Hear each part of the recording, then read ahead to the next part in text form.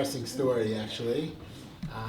When I was a young, newly minted rabbi, the senior rabbi of our community was away on a sabbatical. And during those 4 months that he was away on sabbatical, unfortunately, a very, very respected member of our community passed away. And I, as the young rabbinic associate, was called to action to lead this levaya, this funeral. It was the first funeral that I had kind of done solo in my life. And I met with the family, I happened to have known the family, I met with the family, I prepared what I thought was a very heartfelt eulogy.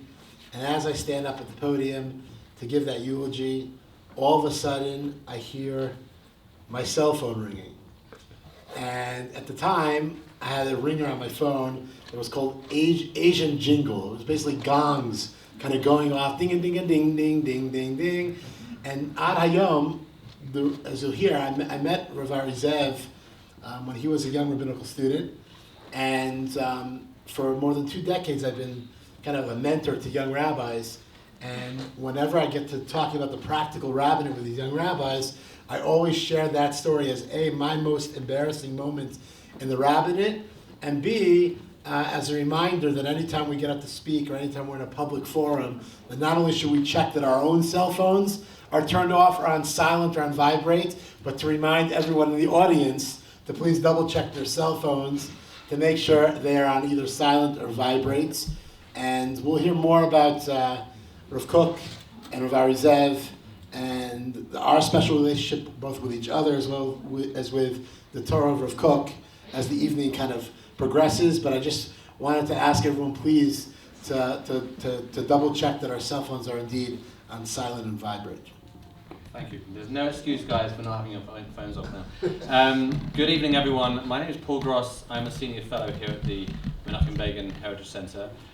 For those of you that don't know about this institution, it was established by an act of Knesset to commemorate the legacy of Israel's 6th Prime Minister, Menachem Begin. We have a wonderful museum for those that have not visited, and we also run a number of educational programs for high school students, soldiers, and other groups within Israeli society, and now increasingly, and this is part of my role, for visiting groups from abroad. Another thing that I'm doing is coordinating an increasing number of public events in English, so I'm delighted to see you all here this evening. I don't know if any of you were at some of our other events we've had this year. We had a screening of a documentary on Motzei Shabbat, and we had another book launch in January. But essentially we're looking to bring a diverse range of topics that should be of interest to us as Israelis, as Jews, as people interested in things that affect us living in this part of the world, as well as part of the Jewish world.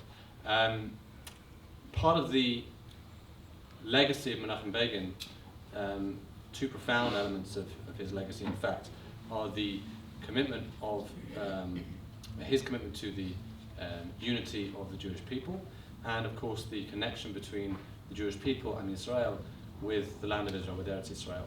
And I can think of few more profound thinkers on those 2 topics and many others than Rav Kook, and it's a real pleasure for us here at the Begin Center to have the launch of this wonderful book, which brings to English speakers and English readers some of the wisdom of Rav Kook. And I'm going to invite the CEO of Gefen Publishing to introduce our speakers and to say a little more about it. Thank you, everyone. Thank you, Paul. And thank you all for coming. I'll start with my introduction of phones. I always try and tell people to remember when they leave the room to turn the phone on, because if somebody's looking for them. So you can look at it from either angle that you want, but we want to make sure that we'll have a quiet evening. First of all, we have joined up with the Gefen, with the Begin Center now for many, many years, and have had here many events with different books. And we want to thank them. We want to thank Paul and Naama, Herzi Makov, who have joined with us and helped us in many of these occasions. We think there's a great fit between what the Begin Center stands for and what we do at Gefen Publishing. We have been trying for the past 36 years to to publish books that will hopefully enlighten people to Judaism, to Zionism, to Israel. We are what we consider a non-denominational publisher, as opposed to most Jewish publishers who are very denominational.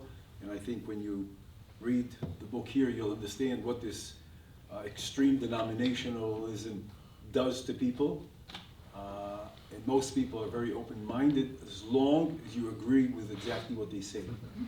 They're very liberal and whatever it is, but once you go one step further to the right or to the left, suddenly you're out of their spectrum. One of the great stories that happened recently, if you know, up north in Kfar Vradim. Kfar Vradim historically has been a place that most of the people who vote there are on the left wing politically, somewhere between 78, I think, and 82%. And they're very liberal, and everything's okay, and everything's open-minded, and they love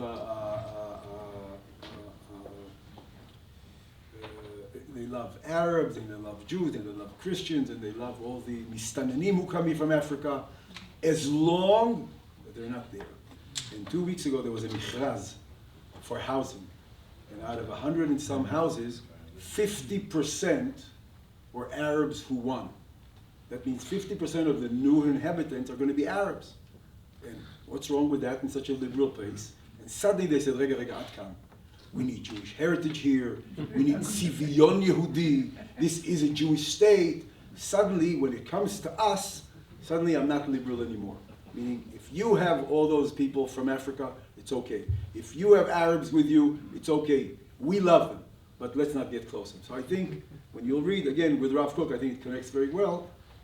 You will see that being open-minded and being diversified is really, I think, crucial, and I think is very much part of the Jewish religion, the Jewish people, and the Jewish thinking. And I think many of us don't realize how much it is.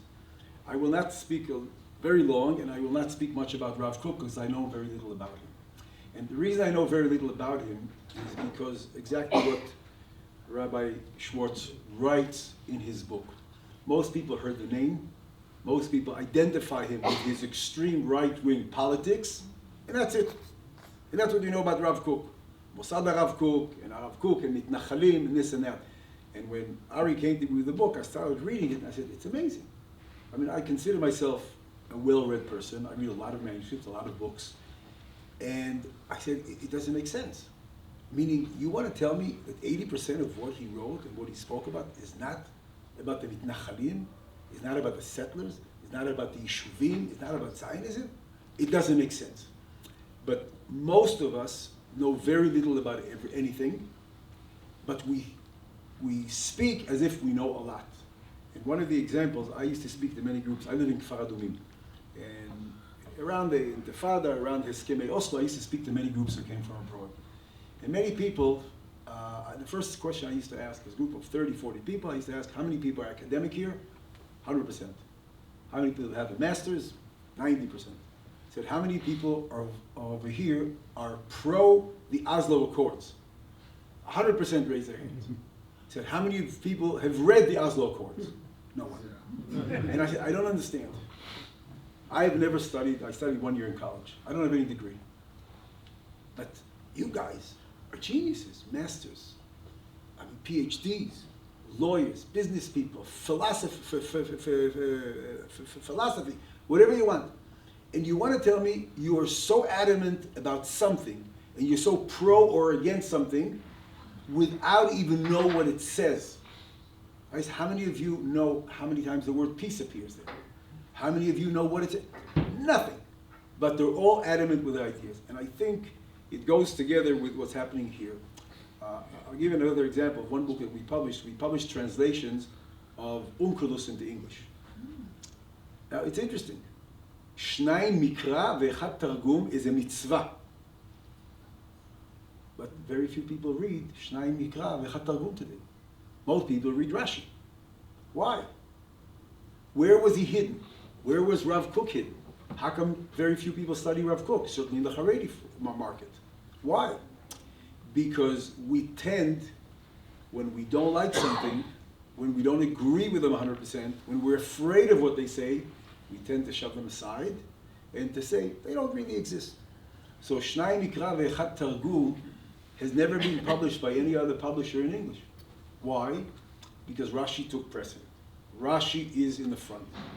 Now, when you read it, you suddenly understand and you suddenly find a lot of things where Rashi quotes Onkelos, where Rashi is based on Onkelos in many places. So I call it's certain parts of PR, and Jews are not always good at PR, and I guess Rav Kook didn't have the right PR. Other rabbis took the front bama, the front stage, and they got more PR and more, I would say, exposure, and that is in a way too bad. Hopefully this book will help us get there. Before I let the two major speakers speak, because they know a lot more about Rav Kook than I do, I'll say the following. You guys are very important for us. If you buy the book, and if you then go onto Amazon and write a review, hundreds and thousands, maybe hundreds of thousands of people will hear about the book. You write a review, whatever you think of the book. You think it's good, you think it's bad, you think it could be better, doesn't matter to us. But if you can, spend the 2 minutes, write a review. It is very helpful to get the word out. We publish books. Our name of the publishing company is Gefen. Probably some of you heard my joke, but I'll repeat it just for that person who never heard it. Gefen is gesund, parnusa, naches. Gesund and naches we have all the time. Parnusa we're looking for all the time. If you go on to Amazon, you'll help us fulfill the third letter, and hopefully that will be a great achievement for us all. I want to thank Sam, Rabbi Sam Shor, and I want to thank Rabbi Ari for, number one, thinking of studying Rav Kook. And if you read the book, you'll see the different reasons and the different path of how he got to actually study Rav Kook when he was in a Haredi yeshiva. Meaning he didn't study it stam because he was in Bnei Akiva or something. He came from one side, went all the way to the other side, and then maybe Rav Kook put him back into place. If I can interpret his roots and routes. And I think that when he came to me, I was intrigued because I said, it's amazing how little I know about Rav Kook, how little I know of his writings for sure. And if I know that little, that means that I assume that at least another 20% of the population know at least not more than I do. And it was something that we thought was very important to put out. And again, as being a pluralistic, I would say, a non-denominational publisher, we believe that getting the writings of Rav Kook the way they're presented here in this book is a service to the public, to all Jews. I don't like the terms religious and non-religious. I call us Jews mekaimei mitzvot, shomrei mitzvot, veshomrei od yoter mitzvot. I don't know what the difference is between religious and not religious. I think every one of us is somewhere on that spectrum, and I do this and you do that. You take care of what you do, I'll take care of what I do, and let's be better people. And on this note, I'll give the stage to our two, I would say, learned rabbis about Rav Kook and about other materials. And remember, the books will be on sale at the end, and the author will be autographed again. Thank you very much, and Chag Sameach V'Kasher to all of you.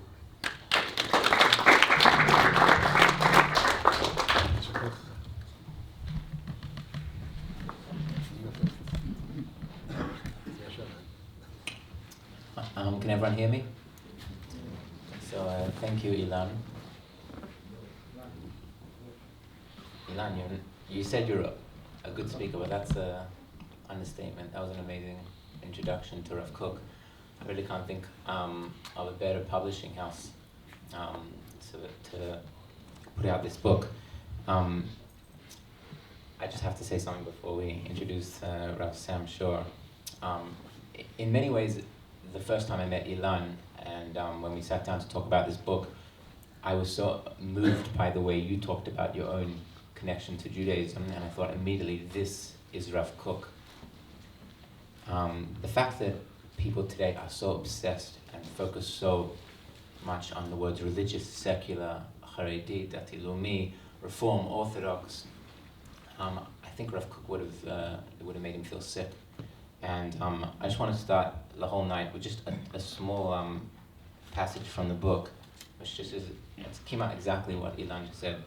Okay, so this is on the chapter on ethics and how you treat people. So, we often imagine that the Jewish people are split up into two groups. There is this never-ending echo we hear of two names that make up our people, religious and secular. In Hebrew, he used the word dati and chafshi. They didn't have chiloni back then. He said chafshi, I'm free of mitzvah. Liot am chafshi. These are new names that in our long history we have never pronounced. Of course, we have always understood that people are not the same, specifically in regard to their inner spiritual nature, but to allocate a separate and distinct name to identify an entire group is entirely new. There is no doubt that the past was better than the present in this regard, and how much better off would we be if we could forget these two names? So not only doesn't he like the names, he wants to forget them, but he's going to say something more intense. The pronouncement of these two names and the imaginary agreement that connects certain people together, so that one person will exclaim, I am from this group, and the other will say, I am from this group, each one feeling pleased with their division, is what prevents any growth and development on either side. So Rav Kook then goes on to say, what is the problem with calling yourself religious? So he says, the problem with calling yourself religious is you become automatically self-righteous. In other words, I'm doing God's will. I know better than everyone else. So he thinks religiosity, that name, it immediately causes arrogance. And he doesn't want to be arrogant. Arrogance is not a Jewish trait. It's not in the Torah. So he doesn't like calling himself religious. On the other hand, why doesn't he want to call himself secular? So let me read this. The secular person, that is the person who thinks he belongs to this group that calls itself by this modern name, thinks that this entire concept of tshuva, in other words, growing, connecting to Hashem, connecting to the Torah, is religious and therefore does not apply to him. In other words, the problem with calling yourself secular for Rav Kook is it makes you apathetic, indifferent. You think Yom Kippur is about religious people, Pesach is for religious people, and he thinks, why would you want to be indifferent to Judaism? There's so much beauty, there's so much wisdom. So for Rav Kook, being religious, the name makes you arrogant, and being secular makes you apathetic. He doesn't want either. And this has a very, very strong statement here. This will be the introduction to our night. We have no other choice but to wipe out these two idolatrous names from amongst the Jewish people. Okay, Shemot Avodah Zarah. If you're a rabbi and you want to swear, you can't really swear, right? You're not supposed to swear. So how do you swear in religious language? You say, it's Avodah Zarah, Avodah Zarah, if you want to be. In other words, Rav Kook Mamash hates these words, dati, chiloni. I think he wouldn't have liked the word dati lumi. Not that they don't signify something deep, but usually they block us. They cut us off rather than, introduce us to the person. And I think in many ways what Ilan started tonight is the most important theme that we're going to talk about tonight, which is achdut, and how Rav Kook really gives space to the other, and he doesn't try and convert them. And with that, I want to introduce Rav Sam Shor, head of education at OU, Orthodox Union, Jerusalem. And we go back a long way. When I was trained to be a rabbi, I did this incredible 1 year kind of fellowship with Israelite, with Rabbi David Aaron. And this is where I met this man. And we'll start... You can start yourself now, but he's a very special man, and I couldn't think of anyone better to do the night with. So first of all, I just want to thank you all for coming, and I also really want to thank my Talmud Chaver, my dear students and close friend, Rabbi Zeev Schwartz, not only for the opportunity to join you this evening in sharing with the Hamonam the incredibly meaningful and inspirational teachings of our master of Kook, Zatzal, but also for writing this book. Rabbi said, this is a book, as you'll share with us in terms of what motivated you to write this book, but this is a book that is so critical. As Ilan mentioned in his introduction, I don't think there's a Jew in the world today that, certainly living here in Israel, has not heard the name, those two words, Rav Kook. But as Ilan mentioned so powerfully, we may have heard of who Rav Kook was, but we know absolutely nothing about Rav Kook. And my personal connection with Rav Kook and his Torah goes back about 2 decades. When I began to study Rav Kook's Torah, it was completely eye-opening. It was revolutionary. What was so revolutionary about the Torah of Rav Kook, and you will hear snippets from Rav Zeev's great collection of these beautiful teachings throughout the evening, To me, what was different and original about Rav Kook was that Rav Kook was full of positivity. For Rav Kook, his way of looking at the world was not to look at what's broken in the world and focus on what's broken, but look at how we might make the world a better place. Not to look at the world as being a glass that's half full, half empty, but rather a glass that's half full. The nuance, the ability to see nuance and balance within every situation in the world, every form of wisdom that exists in the world, the relevance of Torah, a Torah that is contemporary, a Torah that speaks to our souls. These are all very much part and parcel of the wisdom and the beauty of Torah to Rav Kook, as we'll get to throughout the evening. I just want to maybe share a little bit more about my own personal connection to Rav Kook, which goes, and Ari Zeev knows the story, which goes very, very deep. For about 12 years now, my chavruta and I, my study partner and I, Rabbi Aaron Goldscheider, some of you have met Rabbi Goldscheider, so we've gone through many, many of the writings of Rav Kook together for well over a decade, starting before both of us made Aliyah when we were living in New York, and then ultimately when we both made Aliyah, that chavruta has continued. So about 5 years ago, almost 5 years ago, Rav Kook's yahrzeit is on Gimel Elul, 3rd of Elul. So the summer, I made Aliyah in the summer of 2009, and Rabbi Goldscheider made Aliyah in the winter, I think, of 2012. So that summer,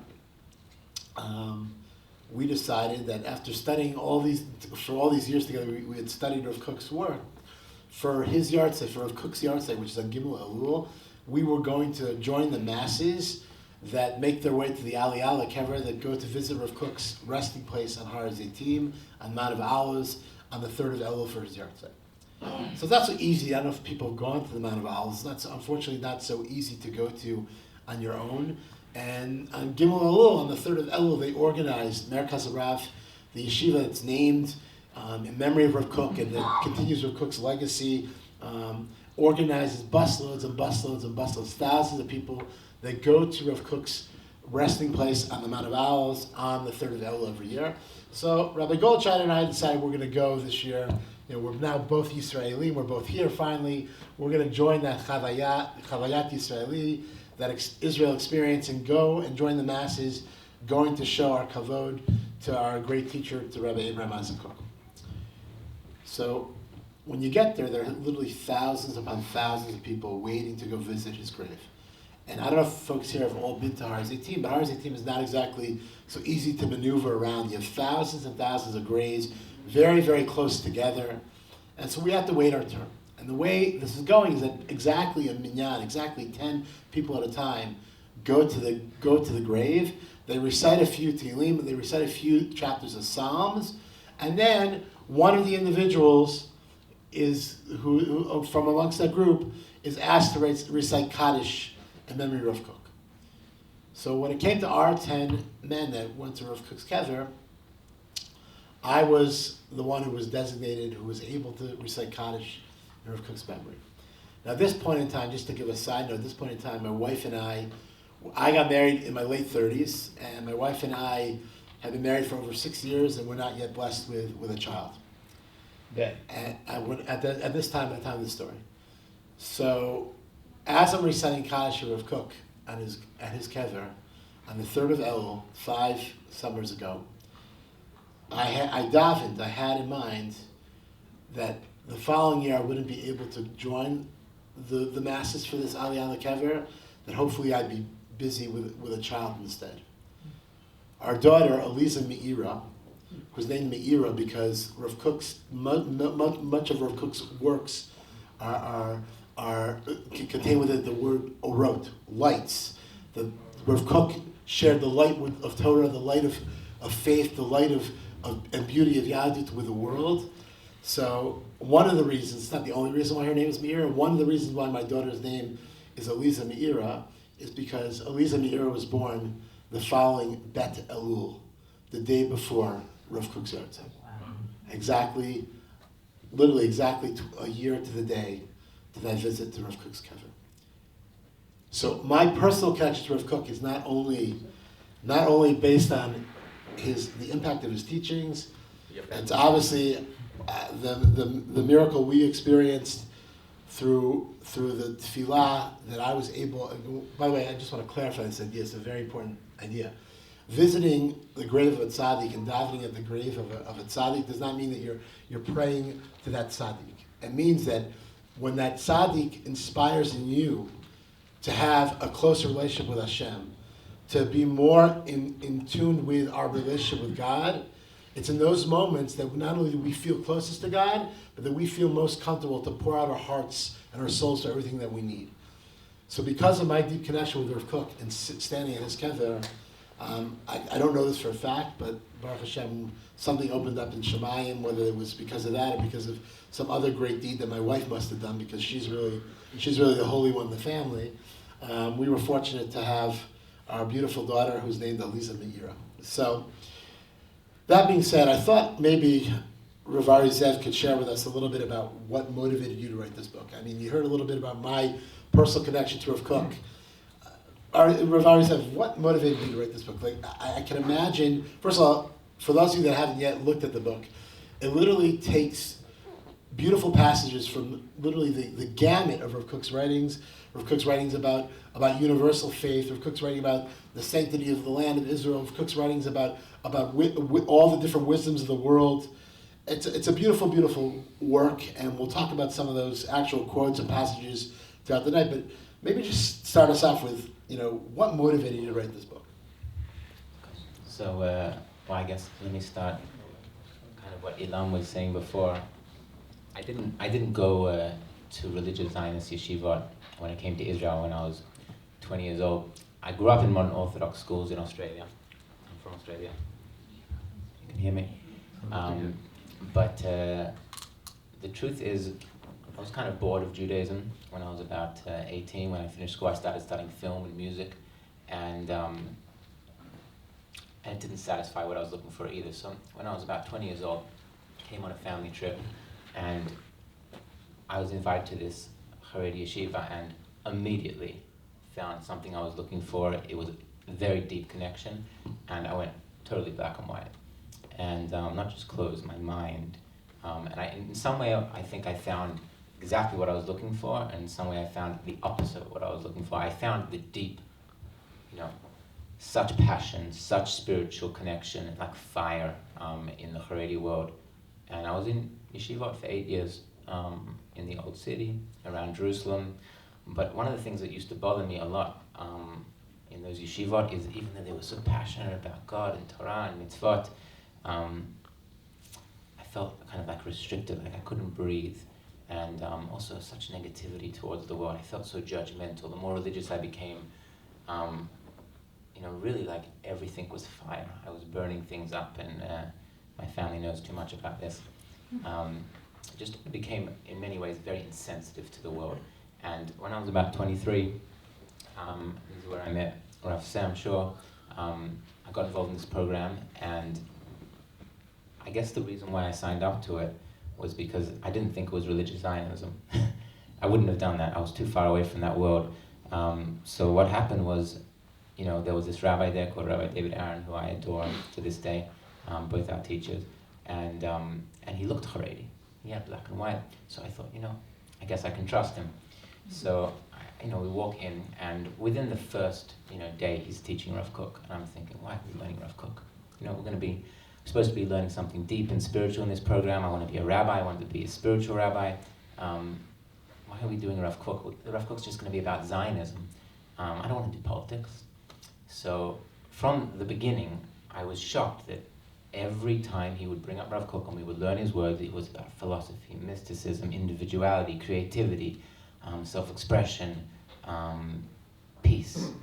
And little by little, I started my mind started opening up to the realization maybe I got Rav Kook wrong. Because I'd have heard of him growing up in modern Orthodox schools, but he'd just been the Zionist rabbi. So I assume that just means he talks about the land of Israel a lot, and like Ilan said, right-wing politics. And little by little, my mind started expanding, and I started learning all of these books of Rav Kook, and it really was like love at first sight in a very, very powerful way. And anybody who knows me at that time, you kind of met me there, but you didn't see me before. many things started changing about the way I started looking at people, treating my family, treating my body. I'm gonna show you a few pieces of Rav Kook's relationship to the body, how important taking care of your health is. And so Rav Kook became everything for me when I was about 23 and 24. He speaks about everything. Even my diet started changing. You know, he was a vegetarian during the week. He ate meat on Shabbat. Why did he eat meat on Shabbat? It's a good question. We kind of deal with it in the book. But even I started thinking, well, why do I eat meat? Is it a spiritual value to eat meat, or maybe it's also a spiritual value to be a vegetarian? And I started struggling with all these ethical questions. And then I started teaching in this incredible yeshiva called Yeshiva Oraita, which is Rav David Aaron, Rav Shor were a part of, and I was asked to teach a little bit. So I said, I'm going to teach Rav Kook. That's what I'm passionate about. And within the first year, I had students who said to me, Rav Kook is spectacular. We agree with you. We didn't know he was this good. We didn't know he was this relevant. Can you recommend a book? So I remember taking this one student over to a bookstore, to my bookstore, and saying, here are all the books, pick one. And he said, Rav Ari, I can't touch Rav Kook in Hebrew. He's impossible. It would take me hours to translate a piece. I'm going back to America. So I said, okay, let's pick an English book. So we go to the English section, and there are many, many English books written on Rav Kook, not the first. And he takes a book out, and I remember him looking at me like, it's not any better than the Hebrew. I don't understand anything. And it's not an insult to the translation. They translated the words exactly the way Rav Kook wrote them. And it was very literal, and the translators did a good job of the literal translation. But if it's poetry, and if it's already kind of a very creative way Rav Kook wrote, to translate in a literal way, it makes it harder. And so the student goes back to America without a book. And I remember thinking, if somehow I can start making an independent connection for my students to Rav Kook, I'll have to start doing it. So the next year, I get asked to teach Rav Kook again. And the first class, I say, you know what? Let's just see if they can do it in Hebrew. Nobody reads the text with me. I have to do it all. I have to paraphrase Rav Kook. So the next week, I'm sitting with my wife at home, and I said, I'm just going to translate a piece. I never translated a piece before. I got to translate a piece. And I picked a very small piece, because he writes these very small, powerful ideas. And next week, I bring 2 or 3 of these translations. And immediately the students say, wow, this is so easy to read with you. So then the next week, I translate another one. And I mean, this is 7 years of translating later.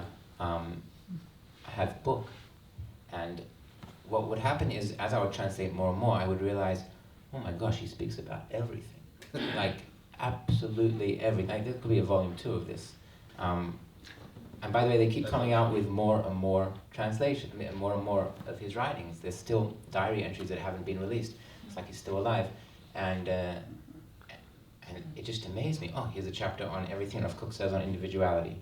Obviously he says more, but this piece, and then get to another part of Rav Kook. Well, he talks about Torah in the most personalized way, about finding yourself, finding the books in the world of Torah that speaks to you. Maybe you like Tanakh, maybe you like more mysticism, maybe you like more Gemara, and he's these incredible pieces encouraging you to find a personal connection to Torah. He doesn't think there's one way to connect to Torah.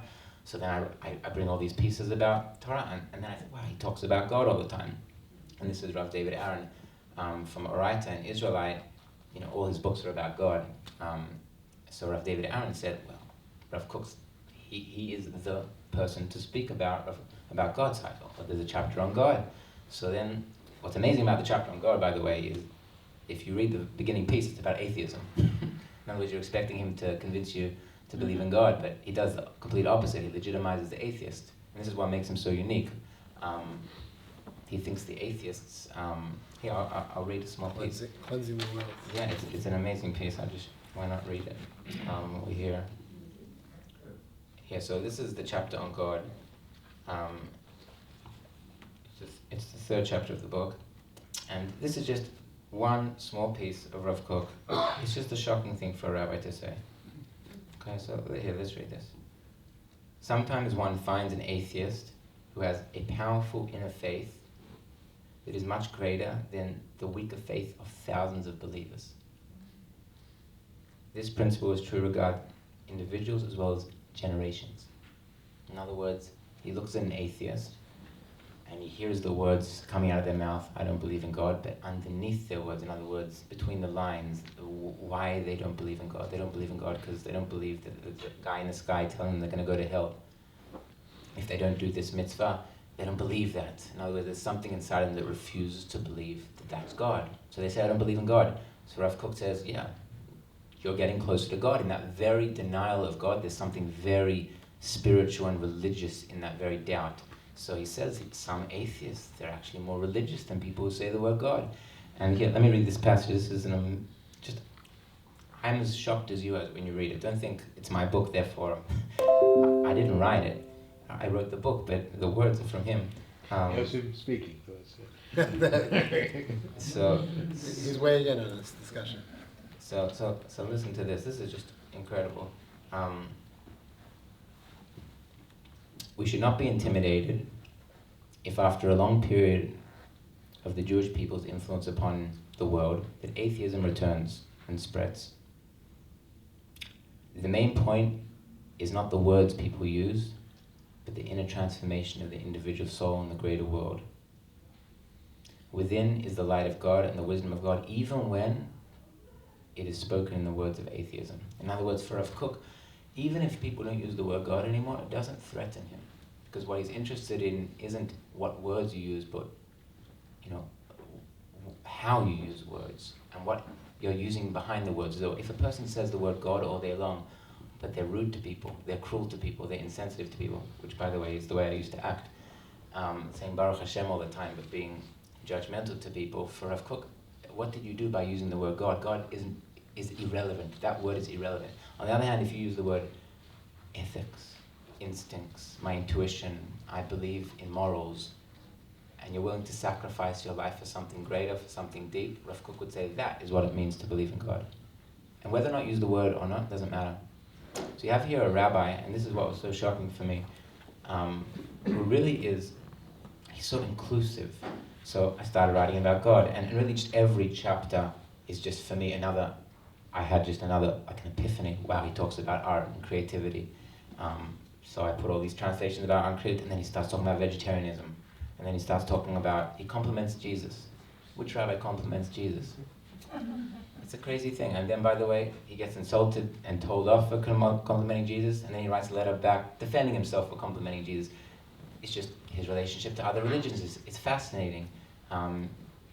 So really, it was, for me, writing this book was, for me, a journey towards my own self-discovery of myself through Rav Kook, and in that way I find it a very personal book on one hand, and on the other hand, I just want to give it to everybody because I think it's so relevant. So you touched on a point that I just want to kind of clarify a little bit, if it's okay. So elsewhere, Rav Kook writes in Yisrael Tchiyato, which is the back of Orot, Rav Kook writes about atheism, where he says atheism is a necessity, bisman hazeh, because for many, many people, their perception and their understanding of what it means to be a personality of faith, to be a person who has belief in God, is so confused. Their definition of God and of godliness and of seeking God is so confused that atheism is a temporary kedusha, says Rav Kook. There's a temporary sanctity to atheism because atheism exists to rid the world of that preconceived logic, which all too often becomes an impediment to truly coming to have a relationship with God. Can I add something just please. quickly to that? So I remember reading The God Delusion, I don't know, 2-3 years ago by, it's by, right? Dawkins, right? And everyone said you shouldn't read that book. The God Delusion is going to turn you off religion. It's too dangerous. So after studying Rav Kook, not only did I not disagree with the book, I agreed with the book. In other words, everything Dawkins says, his questions, they're so honest. In other words, he says, how could religion do these disgusting things? How could people use the word God and be so cruel to people? Now, Dawkins' conclusion is don't use the word God anymore, or don't follow religion. But Rav Kook would say your questions are so honest. And in that way, and it's an amazing thing, there's a passage in the book where he says, he says sometimes, this is, again, it's just so shocking for a person to read. I am just as shocked as you. He says, sometimes you read a book by a rabbi and it turns you off God. Sometimes you read a book by an atheist and it turns you on to God. Now it's just such honesty, and instead of defending the word God, he's trying to defend God. In other words, what is God for Rav Kook? It's the spirit of truth in the world, the spirit of meaning, of that yearning for goodness, for honesty, for intellectual honesty, and Dawkins is portraying that. So yeah, in that way, atheism, it actually is min hashamayim, it's from God. So you also mentioned Rav Kook's embrace of creativity. So maybe I can share a story. I mentioned before about our daughter Elisa Meira. So she actually started Gan a few months ago this year, her first time in preschool. And about a month or so into her school year, they had in her class a Yom Rav Kook, a day dedicated. I don't know, for us as adults who struggle learning about Rav Kook, I think it's pretty amazing that the 3-year-olds in this preschool have a day dedicated to learn about Rav Kook. But she came home from school with a sticker of Rav Kook's face on her shirts, and she says, "Abba, we learned about Avraham Yitzchak when he was a boy. All the other boys wanted to play soccer, and Avraham Yitzchak, when he was a boy, he wanted to be a chalutz.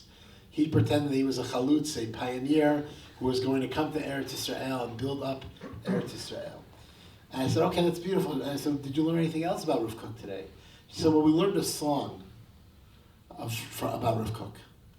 And she taught me this beautiful song, which apparently is a pretty popular song here in Israel, which is actually the words of the song are actually taken from a beautiful, beautiful, powerful teaching from Orot HaKodesh, which is one of Rav Kook's most mystical collections of writings, which is actually a passage in the book. Those of you that have the book in front of you, we can turn to page 102.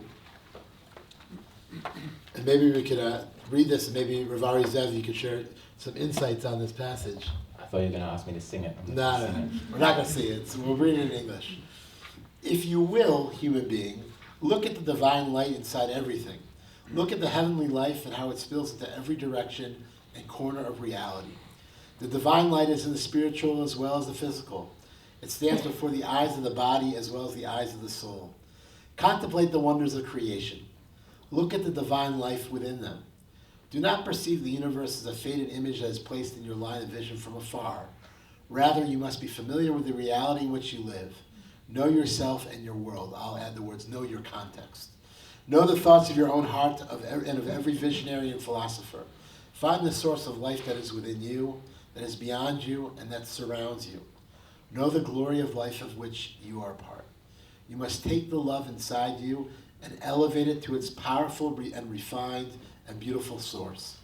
Expand this love to all of its branches, to anything that has the soul of life inside. It is only the fault of the perceiver that causes the light to appear diminished. Look into the lights and into their essence. Do not let the descriptive names swallow your soul, just as we described. Indeed, the words and letters are given into your hands. You are not given into their hands. Rise up higher and higher. You have enormous strength and capabilities. You have spiritual wings. You have the wings of a powerful eagle. Do not deny them or they will deny you. Seek them and they will find you immediately." Exactly. Yeah, it's an amazing piece of Rav Kook. The truth is, I struggled to figure out where to put this piece of his in the book, because you could really put it in the chapter on God.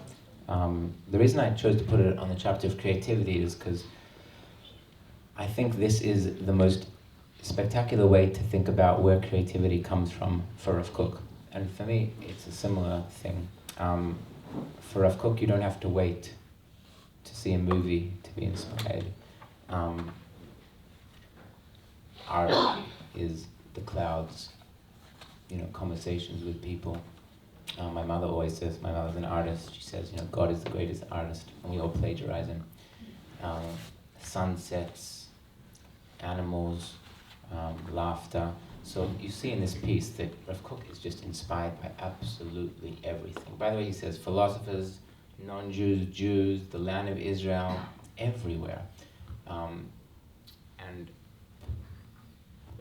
And Take one. and I think it's unusual to hear a rabbi really just say everything can connect you to God, absolutely everything, and you don't have to wait to go to shul, to the Beit Knesset to connect to God. You don't have to wait to study even Torah to connect to God. God is in every conversation and in every moment if you are willing to let that inspiration into your life. So it's an amazing thing. I want to just, you touched on creativity, I want to read with you guys.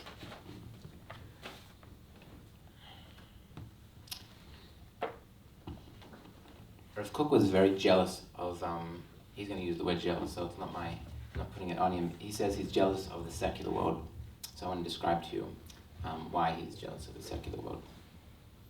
I walk around with an overwhelming jealousy of the secular world. It is a jealousy that consumes me.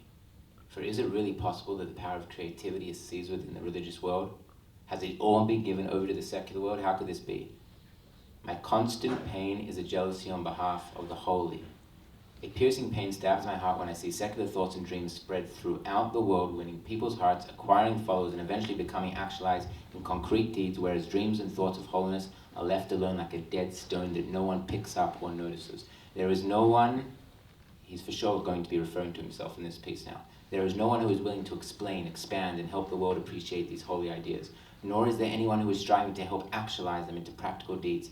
Thus, according all of this, I become sick and suffer great pain of the soul. These are my sufferings of love that cause me to call out in a great voice to proclaim spiritual revolution. That's the name of the book. In this piece, and it's a very, very, again, just, I don't know other words to use than shocking. It's a shocking piece for a rabbi to say, I am jealous of the secular world. What is he jealous about? He would spend a lot of time with Shai Agnon, Chaim Bialik, Brenner, Ben Yehuda. These are poets. Ben Yehuda wasn't, but the other three were poets and writers, and they would come to his house, and Bialik talks a lot about this, that he would come to Rav Kook's house and he would, they would talk about art, they would talk about music. Rav Kook was supportive of Boris Schwartz, who was the founder of the Petzal School of Art, and I think Rav Kook in many ways he felt, why aren't religious people, in other words, if you want to use like a better word because he doesn't like the word religious, why aren't people using the Torah like this? Why aren't we speaking about Torah and mitzvot, about Judaism, about the land of Israel in this poetic way? Why are only people who think that they've abandoned the tradition can be creative? He wants people to grow up in the, in yeshivot, in midrashot, and feel like creativity is a spiritual value. And there's actually a letter that I bring in this book where he says we need to make it a part of the curriculum of the yeshiva.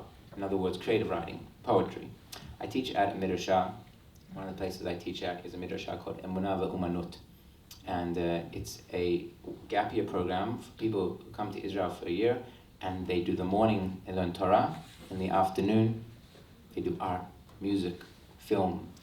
And I know because I teach at other midrashah, there's often this feeling from other places like, it's less religious, they need the art in the afternoon, they can't study Torah enough, so we'll give them a break. And I think Rav Kook would be insulted by that description, because for him, creativity, art, music, film, he even talks about fashion, is a spiritual value. In other words, why is that not another vehicle to connecting to your soul? So again, it's just another face of Rav Kook. This is the reason my brother designed this book, my older brother, Jacob Schwartz. And I told him what I want on the front cover, I don't know how you're going to do it, is I want all of the faces of Rav Kook. In other words, I want this symbol of there are so many ways to feel and connect to Rav Kook, on creativity, on Torah, on individuality, on God, on atheism, and I really want that to come across. And he did a great job, and I feel like kind of what we're talking about, like every 5 minutes we're getting to another topic of Rav Kook, and it's so easy to do. We could be here for like a year. Because he just does that, and we haven't even got to Zionism yet, and don't worry, we'll get there. There's a lot of Zionism in this book. There's a whole chapter on Zionism, one of the longest chapters in the book, but it's just one face of his, and it's not the only face.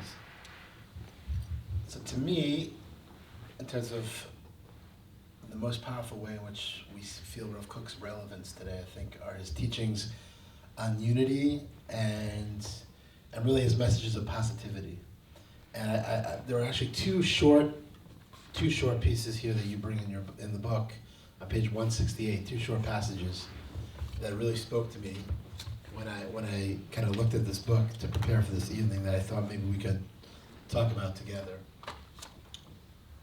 This is on page 168. It says, finding a spark of truth in everything. Okay, this comes from the Shmona Kvatzim, right? We must continually find the spark of truth in everything. Only then will the light of the world be revealed in its highest form. Unlike so many thinkers and teachers, Rav Kook says there's a spark of truth that exists in everything. There's goodness that can be found everywhere and in everything. And he just developed a little further in terms of this next piece, how to overcome negativity. It is only possible to overcome the negativity that we find in the world or in the Jewish people by uncovering the elements of truth contained within them and redirecting them to a good and holy path. Some thoughts on these pieces? Yeah, I'll just tell this small thing. So I remember being in this one Haredi yeshiva. This is the time I started learning with you and Rabbi David Aaron. And so I said to him, I didn't tell him I was learning Rav Kook, but I said, can we learn Rav Kook together? I went up to one of the heads of this yeshiva, asked him permission to learn it in the yeshiva. And he said, asur, forbidden. And I said, lama? And he said, misukan, he's dangerous. And it took me years to realize he is dangerous, but dangerous in the best way. In other words, he really is telling you, and it's rare for a rabbi, I think it's rare for a human being, not just a rabbi, to just be that open and inclusive. It doesn't mean he's naive. He really does reject things as well. He's really affected by World War I, and he's bothered a lot by people in war and nationalism gone wrong. But for Rav Kook, a worldview that is not optimistic, that does not actively pursue truth in different opinions, is not a godly world. It's so obvious to him that ethics goes together with spirituality, because if you really believe that God is in everything, obviously you have to be kind to people. You have to look inside of people and try and find the divine. So I think this positivity is amazing. You were going to read the passage, but I'll read it. It's on this page. We were going to put this passage on the back of the book. I thought it summarizes everything of Rav Kook. But here, let me read it. It's called The Personality of a Tzaddik. The purest tzaddikim do not complain about evil, but instead increase righteousness. They do not complain about atheism, but instead increase faith. They do not complain about ignorance, but instead increase wisdom. That's it. I didn't cut it in half. That's all he wrote. This is like a manifesto for Rav Kook, those 3 lines. There's evil in the world. I'm going to increase good. People are ignorant of Rav Kook, so I'll write a book on Rav Kook. People don't know about the land of Israel and all the goodness about Zionism, so we'll advocate all the beauty about Israel. Complaining for Rav Kook, it has its use, but in many ways it's a sickness, negativity and pessimism for him. And I want to add something that a lot of people, when they think about Rav Kook, often miss. They usually say, if he would have been in World War II, if he lived till 1935, if he would have seen what happened in Hitler and all these disgusting experiments were done to children and the gas changers, he wouldn't have been as optimistic. In other words, it's coming from, he didn't have the experiences of negativity in his life. So this is just not true. I wrote about it. There's a biography at the end of the book, 20-page biography, where I go through all the different parts of his life. And Rav Kook was in World War I. He was in England. He was being shot at. How many of us have been in a world war? It's very rare. There are survivors, but he was in an actual world war, so for sure he experienced this terrible thing of war in his life. He was not, unaware of it. And second of all, in his own life, how much suffering did this man go through? He lost his first wife when he was very young, early 20s. His first wife died. I'm not sure exactly why, pneumonia. He remarried. For the rest of his life, he's talking about his first wife still. In other words, we have letters where he misses her. Must have been so painful for him. And then later in his life, he spends 5 years in Europe because he's stuck there during World War I. He can't get back. There's no way back to Israel. So imagine going to a trip, Ilan, to America to fundraise for a week and not coming back for 5 years. and he loved the land of Israel. So that how much painful that was. And then when he gets back to Israel after 5 years, and he's writing letters the whole time to his family. He doesn't have his 3 girls. He had 4 kids, a son and 3 girls, and he's writing to his girls the whole time because they're in Israel and he misses them. And his youngest, Esther Yael, he's writing to her all the time and saying, can everybody look out for her? She's so smart, she's so wise beyond her years. And when he gets back to Israel, it's like hard to say. You know what happens to her? So Rav Kook comes back to Israel, and within the first few months of him coming back to Israel, he's one day sitting in his house and he hears somebody, like a fall, and he goes outside and his 12-year-old daughter, his youngest daughter, has fallen down the stairs, broken neck, and died. For 5 years he was waiting to come back to us. How much this broke Rav Kook. Here, I'll read you. This is a letter Rav Kook wrote about the incident. I have 2 girls. I can't even imagine being able to live with myself after that. Okay, so it's crazy, right? This is a letter he wrote just straight after. I really have to apologize to you concerning the delay of my letter. However, there is a reason for this. You must already have heard about the terrible and shocking tragedy that happened to us immediately as we returned to the Holy Land. Our precious and beautiful daughter was taken from us in the most terrible and sudden way. It has left an extremely deep wound in our souls. May God have compassion. I know people who heard stories where Rav Kook was at the Shiva, how much he was in pain. So his optimism doesn't come from a place of ignorance, of pain, of lack of pain. He experienced immense pain. The Haredim, the Kanaim in his time period, they burnt his books on the streets. Imagine me publishing this book and then the next week people burning it. I think my ego would be damaged a little bit. Today there's no such thing as bad press. Oh, so yeah. It'd be good for you, like Elon said. That's easy for you to It's say. like a bad review. It's Yeah, I wouldn't read the review though.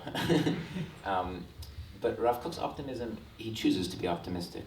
In other words, he's developing an outlook towards life that he really can find good in negative experiences and in negative relationships. And in that way, his optimism, I think, comes from the deepest and realest place rather than a naive place.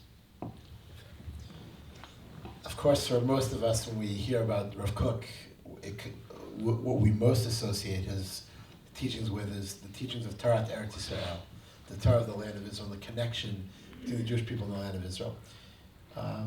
Rav Kook writes about this idea of Torah Eretz Yisrael. What is the Torah of Eretz Yisrael? And he writes very beautifully and vividly that during the entire time of the dispersion, there are many, many different paths and approaches to Torah that were developed in the various communities of our dispersion.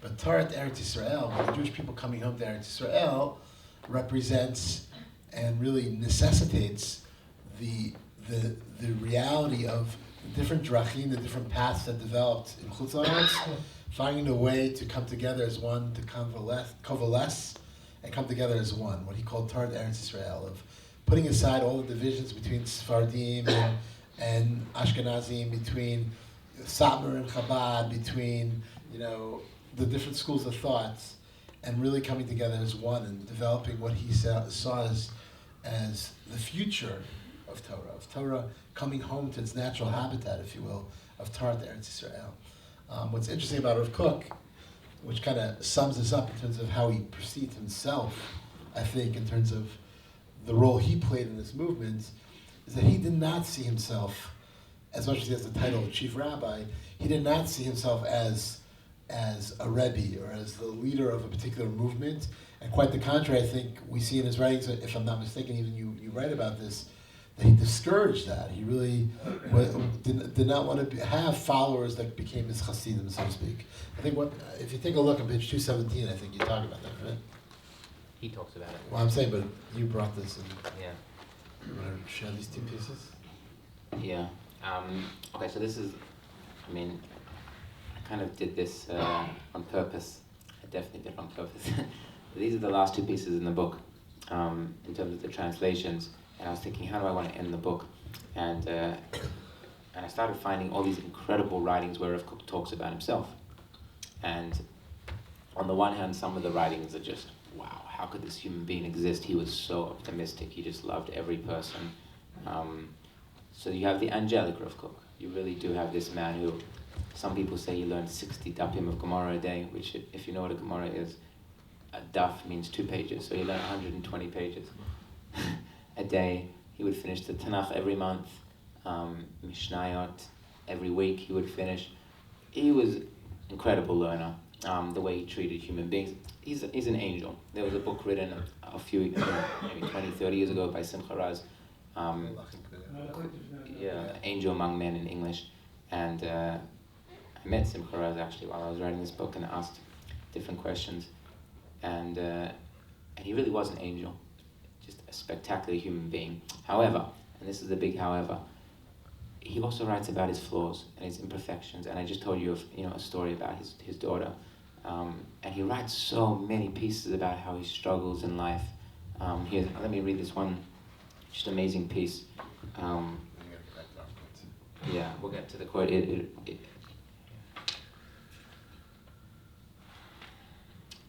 So this is called The Humanized Rav Kook. Whoever said that my soul is torn spoke well. Certainly it is torn. It is impossible for us to imagine a human being whose soul is not torn. Only an inanimate object is whole. A human being is full of opposing desires, an inner war that rages inside constantly. A person's entire struggle is to unify the torn parts of his or her soul through a greater vision that includes everything. Only then will one move toward harmony. Now if you actually look at this piece, the beginning of the piece, he's saying, I'm struggling. I don't know who I am anymore. I have all these wars inside. And by the end of the piece, it seems like he's healed himself. In other words, he feels like I have to work towards positivity. But at the beginning of the piece, and in a lot of the pieces, he tells his reader, and by the way, he wanted to publish this.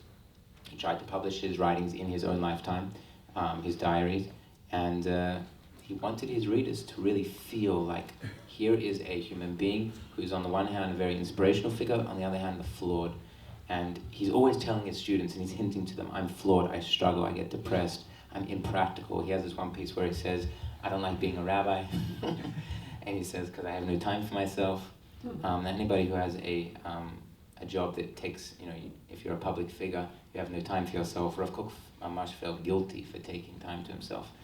But he writes a lot about how he wishes he had more time for himself. So that struggle he wants to share with his students, and this relates to what your question was. At the very end of the book, I bring these 2 pieces where he says he doesn't want people to copy him. So this is one piece. Do not create kookniks for me. Now, kooknik from the word cook, right? Cook. Chabadnik, kooknik. He didn't want kookniks. Any Jew who is dedicated to helping the Torah and Judaism is one of us. Okay, this is an amazing statement, and he's almost rebelling against his students, trying to make him into a demigod. The next piece is even more powerful. If I wished, I could attract a group of followers to myself who would be considered my Hasidim. He uses the word Hasidim. Who would spread my teachings and thoughts, but I do not want to restrict myself in such a way. I want to connect to the entire Jewish people, and in no way do I desire to be disconnected from any person. This is an amazing piece, and kind of the tragedy of what happened to him is he just got put in one small, tiny fraction of the Jewish people called religious Zionism, and even religious Zionism, not everybody learns him. He really just wanted to be connected to everybody. He wanted the Haredim to learn him. Going all these words are nothing to Rav Kook, but just for our sake, he wanted secular, he wanted, traditional, reform, orthodox. At the beginning of the book, I write how I'm always amazed at how little people have read Rav Kook, like Ilan was saying, and so I'll go on at the beginning of a class, I'll say, how many people have heard the name Rav Kook? And people say, well, we haven't heard Rav Kook. How many of you have seen his picture? And some people say yes, some people no. And when I say, how many of you have read a paragraph of his writings, almost nobody puts their hand up. And, people always have excuses. Secular people say, well, he's a rabbi. I'm not going to read religious people. Reform, Judaism, I spoke to Reform rabbis, they say, well, he's right-wing. I'm not going to learn a right-wing person. I'll speak to... You just have all these excuses. Hasidim will say he's a misnagid, the misnagid will say he's a chassid. He's too mystical, he's too rational, he's too open-minded. Some people say he's too closed-minded. There's always excuses, and I actually wish Rav Kook would be read by everybody, and and we would be able to just free ourselves of the need to say, since he's a religious Zionist, therefore I can't read him, or since he's a religious person, or since he talks about Israel, he's a Zionist. Just read him, just actually let his words affect you, because like we were talking about, he's just so inclusive, and he did not want to, I don't think he wanted to be the head of a religious Zionist movement. Today more and more people, I think, are realizing that, and to people's credit, I think people are realizing and moving past the need to worship him, and they're starting to see him more as a teacher and less as like, a god. And to your credit, through this beautiful book, more and more people are going to be able to do just that. Bennett. So thank you.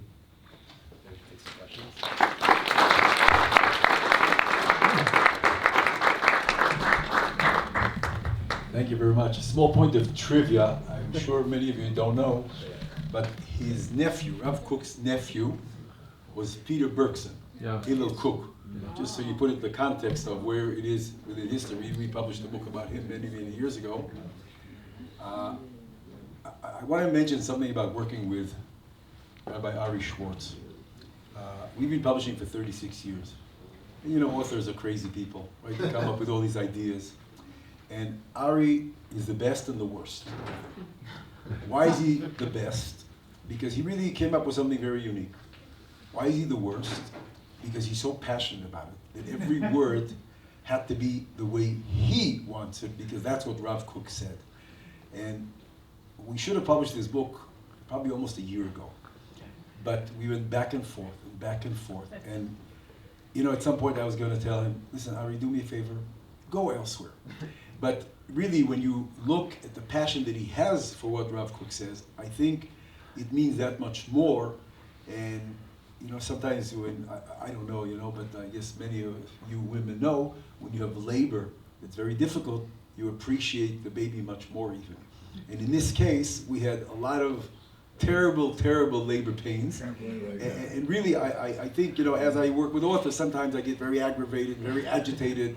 With the cover, we went back and forth with the biography of Rav Kook that he wrote. I said, what do you need 20 pages for? When you look at the end, something very unique came out. I would have loved to call the book 70 Faces of Rav Kook, Shivim Panim LaTorah. But he wanted to put the faces on. And I think that in the end, we have a result that anybody can look at it. And in my mind, if everyone can have something they disagree with about Rav Kook, that means he was a fine Rav. He was a fine person. Because if we agree with everything someone says, there's something wrong. It can't be. So I want to thank you very much. If you have any questions, we'll take a few questions. Please, when you say the questions, ask a question. Don't give us a statement first. Thank you. Well, this is a real question. I have, just like the story you told about the guy in the bookstore, I have tried reading Rav Kook in Hebrew and in English and gave up. But I listened to your translations and I understood them. So my question to you is, what did you do, if these are really his words, which I assume they are, what did you do differently to make it understandable? There must be something different, because usually his words are very hard to understand. It's a wonderful question, and I myself asked myself that question, what is different about my translations? I think the first thing is, he wrote thousands and thousands of pieces, and it's a question of what you select. I think most of the things that are published, let's say in English, they selected the hardest, the longest, the most poetic of everything he wrote. And so it wasn't so hard for me, going through his diaries and finding 2 lines. That's all he wrote during that diary entry, and saying, I'll just translate those 2. Now, obviously, it had to be a good idea, but that's one of the answers. I think a lot of these pieces have never been translated, ever, and they're just shorter. That's one of the answers. The second answer is, I have an amazing, amazing teacher, Rabbi David Aaron, who I learned Rav Kook with at the beginning, and he was really the first one to help me realize what Rav Kook is saying. And I think once you understand what he's saying, it's easier to translate it into clearer language. When you're not sure what it means, so then you're afraid to ever, change a word or to use a different word. But when you really, yeah, that's what he's trying to say. So instead of using 3 words, you use 1 word to convey the idea. But that's the idea he's doing. I think that's one of the ways that enabled me to write a more accessible translation. Less literal. It is literal. It really is literal. I mean, I wrote at the very beginning. Yeah. I think one of the challenges, not only in terms of learning Rav Kook, but learning in general, you know, as much as the Art Scroll generation is a great gift to the Jewish people in terms of having access to many, many works, what ends up happening though is that we're learning those works through the lens of a translator, okay? So all too often when we learn those works through the lens of a translator, we are not necessarily getting the most accurate definition of terms. The translator may have an agenda, the publisher may have an agenda. So I think, and this is something that Ari Zeev has probably heard me say at least 500 times, if not more, and probably Zizi also, and that is, you know, all too often in our search to try to find the right language of translating fundamental terminology in Torah and in Jewish thought into the vernacular, it loses something in the words. And therefore, what I think Rav Ari Zeev has done with his work in a beautiful way is to focus less on a word for word definition or translation, and more of an implicit explanation of the fundamental ideas contained within each piece. I want to add something small about translation, which is very interesting. My mother, who passed away a few years ago, was a Holocaust survivor. She wrote short stories about the Holocaust. And when we translated it, the editor wrote something about bread. And she came back to the editor, she said, "You don't understand what I'm telling you." She said, "It's bread." And he said, "Yeah, I translated it bread." And she said, "No, you don't understand. This is not bread, this is bread." And I think it's really crucial sometimes, the intonation of the sentence. Because every translation is parshanut. And we may use the perfect words, but they give the total wrong impression of what it is. And I think what Ari did here is he tried to stick to the truth while translating, not really giving parshanut to it. And it's very difficult. And I see to a lot of translators we work with that many times they translate things that are just different than what the original author wanted to write. And with regard to teaching, I once, many years ago, I spent a month almost with the Rabbi Pinchas Peli. And anybody of you who have heard of him or knew who he was a tzaddik, a talmid chacham, and his major, I would say, trait was that when you spoke with him as someone who knew nothing, he always gave you the feeling that you're teaching him.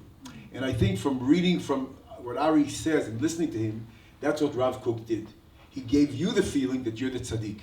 He gave you the feeling that you're the talmid chacham. And he is just a kli to show you what you are. And I think maybe that's the beauty of Rav Kook. And Pinchas Peli was really, I think, one of those Lamed Vavniks who really was someone that, I remember I used to sit with him at 2 o'clock in the morning. I was a 20-year-old kid. I knew nothing. And I used to sit with him, and he used to listen to me as if I'm the genius who's teaching in Torah. And believe me, I knew nothing.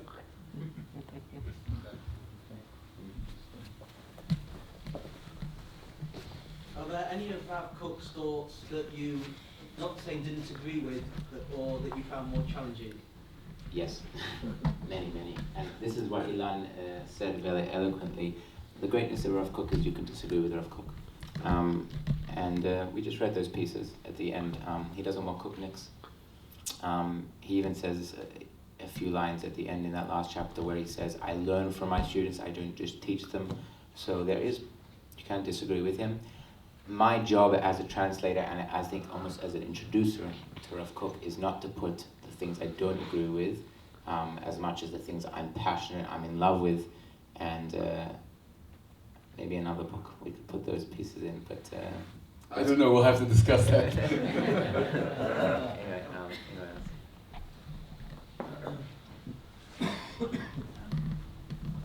Thank you for a wonderful presentation. I'm just wondering, how do you explain how Rav Kook came to be a revolutionary he came out of the same traditional background as so many others, and how can you give us some information about his background and how this happened?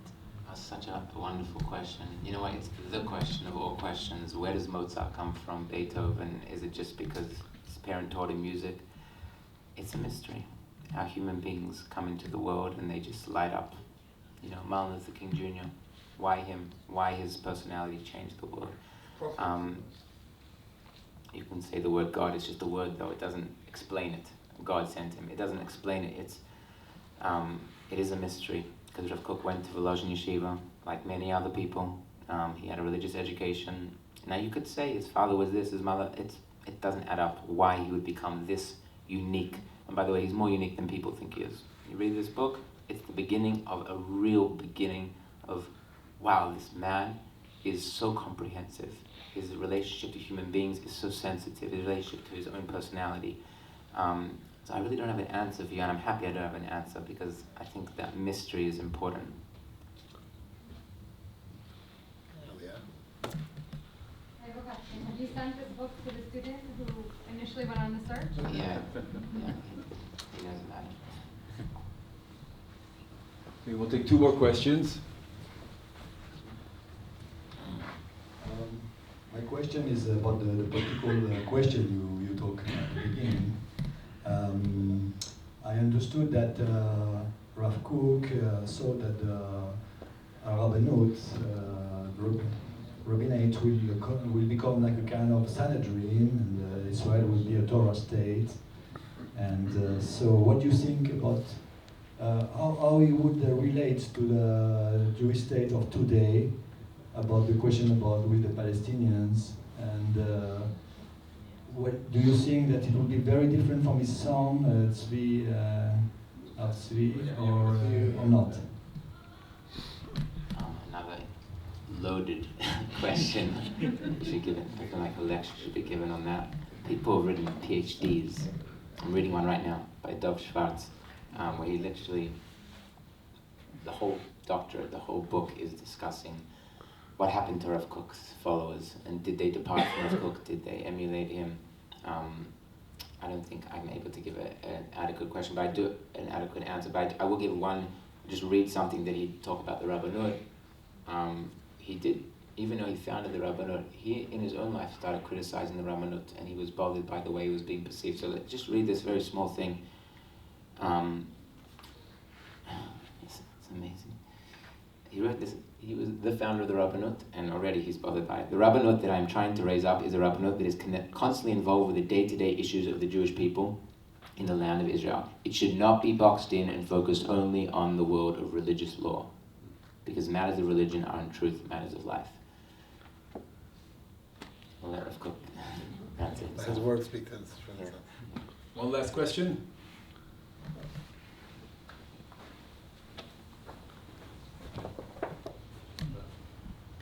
Could you say something, please, about Rav Kook's incredible poetry? Yeah. Wow, what a question. I myself am a musician. Went to music school and film school. So one of the things that really were just very powerful to read when I started learning Rav Kook was how poetic he is. Not just his poetry, everything about the way he looks at life is poetic. Since this is a book about Rav Kook's writings, I'm going to read you one more piece in the chapter on creativity, and I think this will answer your question. Poetry for Rav Kook is not just when you sit down and write a rhyme or poetry. He really thinks of poetry as a way, a histaklut, a way of seeing life. And here, let me read this it's a very short paragraph. Like all the pieces in this book are very short.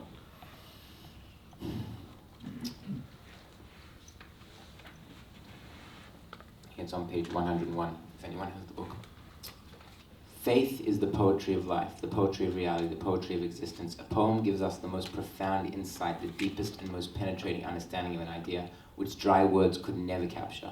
Therefore, the most authentic perspective of life is specifically within the poetic side of life, and not in the mundanity that can be described in prose. Woe to those who want to strip their lives of the beauty of poetry. They will lose all the depth of life and all its inner truth. Prose itself only has meaning insofar as it is rooted in the poetry of life. In my opinion, this piece speaks volumes for what it means to be a mystic for Rav Kook. Mysticism does not mean thinking about angels or dele. For Rav Kook, it means I see the mystery within everything. And in that way, poetry is a way of relating to every human being. There's romance in relationships. There's romance in the way I look at the world. And in his poetry, he says that. In his letters, he says that. So if we're going to end on this, I want to give everyone a bracha that really we feel, if we read the words of Rav Kook, we feel that his words are speaking to us and they're trying to transform us. This book is not a book about Rav Kook. These are Rav Kook's words. I really feel like this book can affect your life. It has affected my life in the most transformative way. And thank you so much for coming tonight. Just before we leave, I want to thank again the Begin Center. I want to thank Daniela from Gefen for organizing this event. Thank you very much, Rabbi Shor, for joining us and the great interview discussion. Thank you, all of you, for those who came despite the cleaning and those who came because of the cleaning. And may you all have Chag Kasher v'Sameach. And the book is on sale outside. And don't forget Amazon. Thank you.